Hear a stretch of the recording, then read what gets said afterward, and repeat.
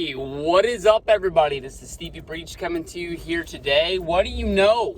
San Francisco 49ers 6-0. We beat the Washington Redskins 9-0. Very ugly game. MVP of the day has to go to all members of the defensive line, as well as Robbie Gould for knocking out those 3 field goals. This game honestly reminded me of the C.J. Beathard or Nick Mullins era. You can even throw in, what was that one dude's name that was the quarterback for a little bit after Kaepernick? The guy who came from Jacksonville and then he went to New England in the, I can't remember that dude's name. Those were some damn ugly days. Basically, all the games that we ever won, we won off of field goals from Robbie Gould. So that's what I'm getting at. This was an ugly game. I honestly, when I talked to everybody about this game, I said basically first quarter, Niners jump out 10-0. Very early lead. That did not happen. Very surprisingly, Redskins got the kickoff. Ran the ball down the field with Adrian Peterson. I believe it was 8-9 consecutive runs in a row. Did not pass the ball one time. Drove all the way down to the red zone and missed the field goal from, I believe, the 5-yard line. Would have pushed it back to about the 14. Shows you how ugly this game was. Very windy, very rainy conditions. A very muddy field in Washington. This was no picnic, and the radio announcers basically said these were conditions that the San Francisco 49ers, because of their travel day, could not prepare for. They did not see this coming. It just was a very shocking day. Niners went out there. They played well. They just honestly couldn't get points on the board. Defense kept setting up the offense. The one play that stuck in my mind was the Niners went for broke. They went for it on a very short 4th down play. And Jimmy G threw an interception. And the way we talk about it, like, hey, if he would have took the chance in the end zone and it just would have got picked off and, they would have touched him and would have got to the 20, it probably honestly would have been just as good as a punt. At least you tried it. But we did not make the tackle, and the guy returned it. I was listening to it on the radio. The way they made it sound, they made it really sound like it was going to be a pick 6.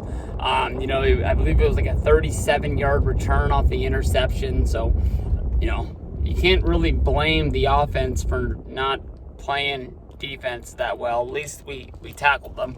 Niners get a shutout. If you add up the last 3 games, the Niners have only given up 10 points. But, when it all comes down to it, that really doesn't matter. We're going to play a really good Carolina team next week. The only break that I think we can honestly get is if they sit the rookie and Cam Newton comes back to play.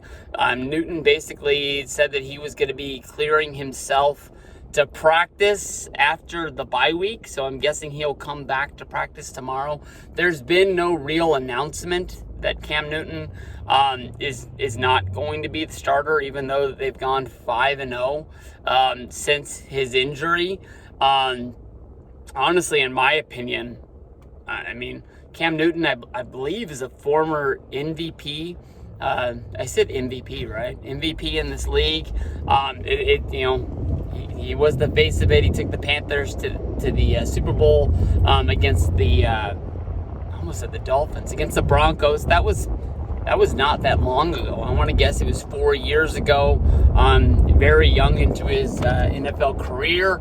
He is an experienced veteran, but it's not like he's walking around with a cane like Eli Manning is or something like that, or Flacco in Denver.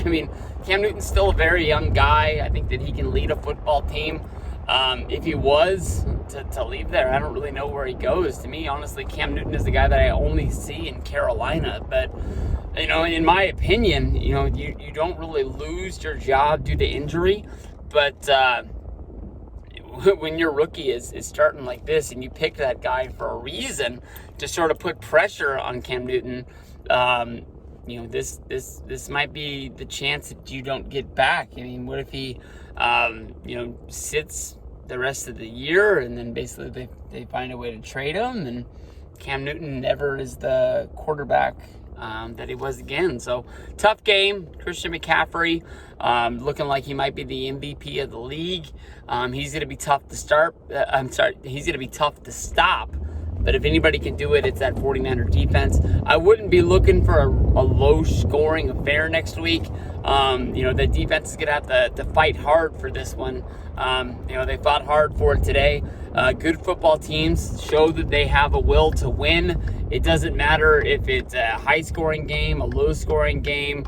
They can find ways to win. I mean, there's some teams that can jump out to a very early lead and just sort of separate themselves from the pack. And sometimes those teams, they can't win close games. And sometimes there's teams out there that only can win close games, and they don't know how to hold a lead once they get one. So I'm proud of this Niner team. We're playing really well. Hopefully that eye injury to Matt Beretta isn't that bad. Right now, having that early bye week, honestly, in my opinion, that bye week was way too early. I know that's kind of luck of the draw based on how divisions rank with their schedule, the strength of schedule, and the way that they the wins and losses and crap like that. But that one might be something that creeps up on us, because not having that bye, when your guys get battered and bruised, that kind of sucks. So we'll see. It's not like we're gonna go 16-0. We're gonna have our bumps and bruises.